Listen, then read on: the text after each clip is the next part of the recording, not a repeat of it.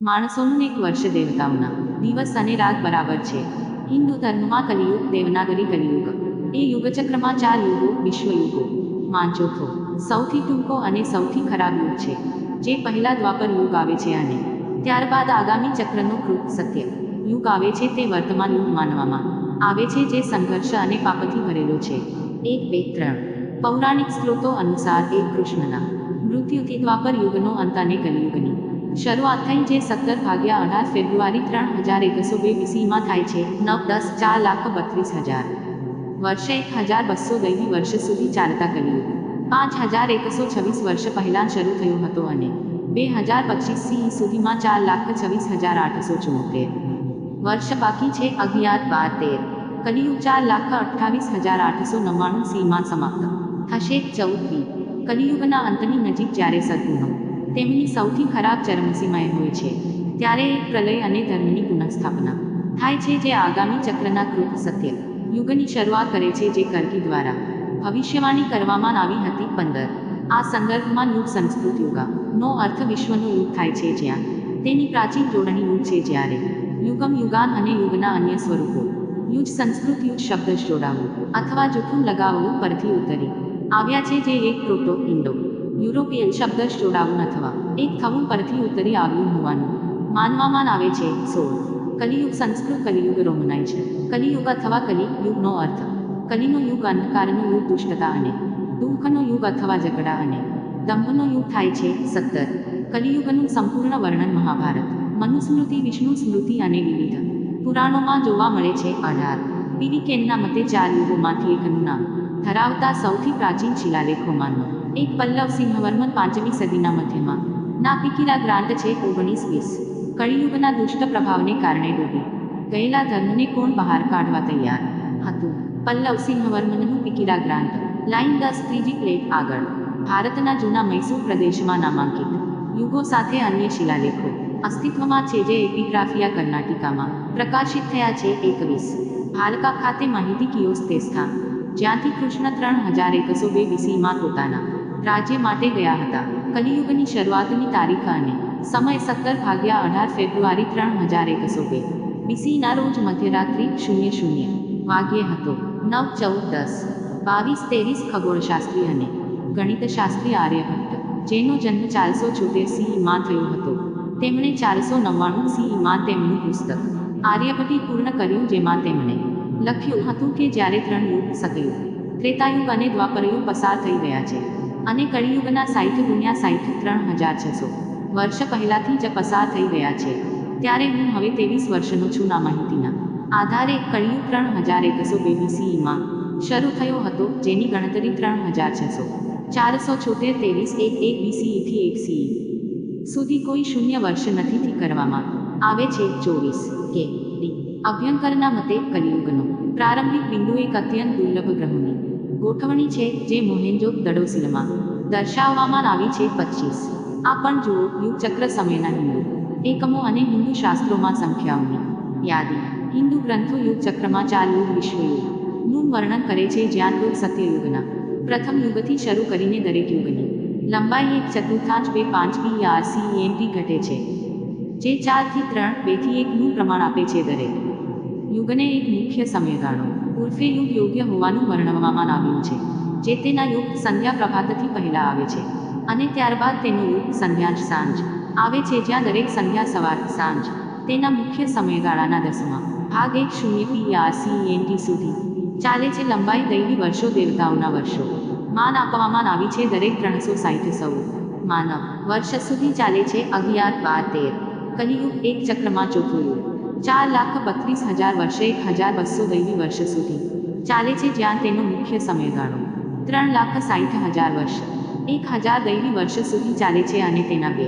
સંધ્યાકાળ 36,000 વર્ષ 100 દૈવી વર્ષ સુધી ચાલે છે. વર્તમાન ચક્રના કલિયુગ વર્તમાન યુગની શરૂઆત 3102 BC માં થાય છે. તેના આધારે નીચેની તારીખો છે. 11, 12, 13 કલિયુગ સંધ્યા પ્રભાત ફૂટી 3102 BC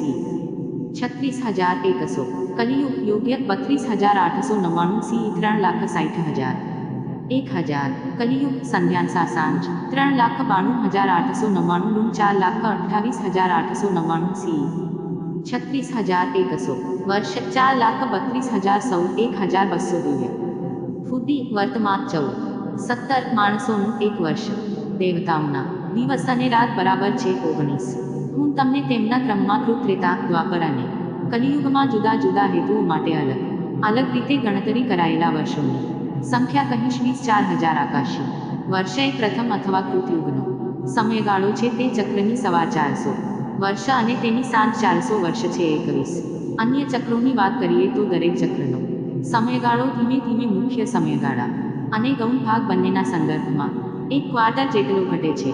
મનુસ્મૃતિ પ્રકરણ 1:27 એક વર્ષે દેવતાઓનો એક દિવસ અને એક રાત છે 68 પણ હવે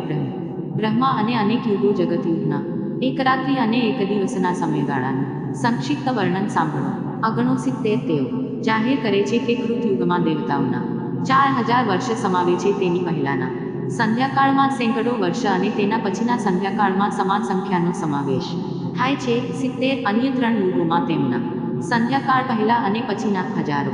અને સેંકડો એક દરેકમાં દ્વારા ઘટે છે સૂર્ય સિદ્ધાંતજી 1:28 13 12 મહિના એક વર્ષ બનાવે છે આને દેવતાઓનો દિવસ કહેવામાં આવે છે 14 6 × 60 360 એ દેવતાઓનું વર્ષ છે 15 આ દૈનિક વર્ષોમાંથી 12,000ને ચતુર્ભુજ યુગ કહેવામાં આવે છે 10,000 × 432 43,20,000 સૌર વર્ષ 16 તે ચતુર્ભુજ યુગ તેના પ્રભાત અને સંધ્યાકાળ સાથે બનેલો છે સુવર્ણ અને અન્ય યુગનો તફાવત દરેકમાં સદગુણના પગની સંખ્યાના તફાવત દ્વારા માપવામાં આવે છે નીચે મુજબ છે 17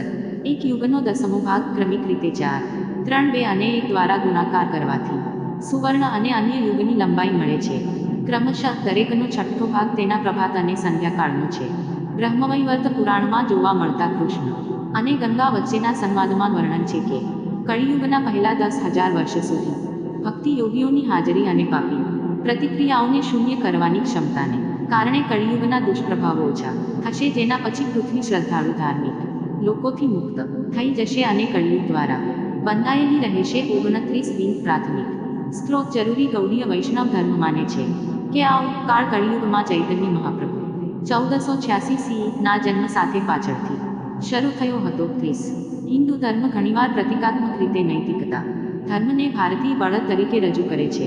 વિકાસના પ્રથમ તબક્કામાં સત્યયુગમાં બળદને 4 પગ હોય છે જે પછીના દરેક યુગમાં એક પગ ઘટાડે છે ધર્મના 4 પગ પ્રગટાવવામાં આવે છે તપસ્યા શૌચ પ્રગટાવવામાં આવે છે સ્વચ્છતા દયા પ્રગટાવવામાં આવે છે કરુણા અને સત્ય પ્રગટાવવામાં આવે છે 31 કલિયુગ સુધીમાં નૈતિકતા સુવર્ણયુગના માત્ર એક ચતુર્થાંશ સુધી ઘટી જાય છે જેથી ધર્મના બળદ પાસે ફક્ત એક પગ હોય છે જે સત્યનું પ્રતિનિધિત્વ કરે છે 32-33 કુરુક્ષેત્ર યુદ્ધ અને કૌરવોનો વિનાશ યુગ સંધિ પર થયો જે એક યુગથી બીજા યુગમાં સંક્રમણનો સમય હતો 34 મહાભારતમાં માર્કંડેય દ્વારા લખાયેલ એક પ્રવચન કલિયુગ દરમિયાન લોકો પ્રાણીઓ પ્રકૃતિ અને હવામાનના કેટલાક લક્ષણોને ઓળખે છે 35-36 કલિયુગે થિયોસોફી અને એન્થ્રોપોસોફી બંનેમાં એક મહત્વપૂર્ણ ખ્યાલ છે 37-38 અને હેલેના બ્લાવત્સ્કી WQ જજ રુડોલ્ફ સ્ટેઇનર નાજી સહાનુભૂતિ રાખનાર રહસ્યમય સાવિત્રી દેવી 39-40 અને રેને ગુએનન અને જુલિયસ ઇવોલા જેવા પરંપરાવાદી ફિલસૂફોના લખાણોમાં અન્ય લોકોમાં રુડોલ્ફ સ્ટેઇનર માનતા હતા કે કલિયુગ 1900માં સમાપ્ત થયો 37 હિન્દુ પરલોકશાસ્ત્ર સમયના હિન્દુ એકમો કલ્પ બ્રહ્માનો દિવસ મન્વંતર મનુનો યુગ પ્રલય વિસર્જનનો સમયગાળો યુગ ચક્ર 4 યુગ સત્યકૃત ત્રેતા દ્વાપરા અને કાલી મહાભારતની ઐતિહાસિકતા ઇતિહાસ હિન્દુ પરંપરા કાલી અહરગણા હિન્દુ શાસ્ત્રોમાં સંખ્યાઓની